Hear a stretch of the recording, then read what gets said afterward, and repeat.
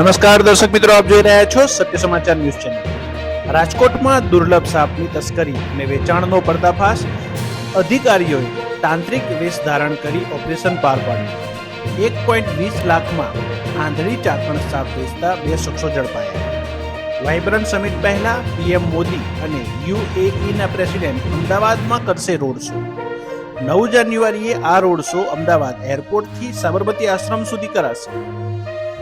વડાપ્રધાન મોદીએ દરિયામાં લગાવી ડૂબકી. વડાપ્રધાન નરેન્દ્ર મોદી મંગળવાર અને બુધવારે તમિલનાડુ, કેરળ અને લક્ષદ્વીપના પ્રવાસે.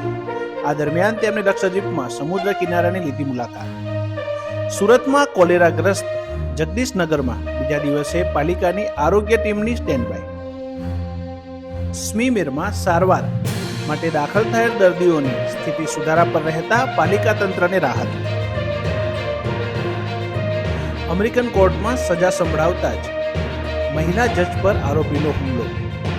ગડદાપાટું માર્યા. મહિલા જજે આરોપીને તેના ભૂતકાળના રેકોર્ડને જોતા જેલની સજા કરી હતી.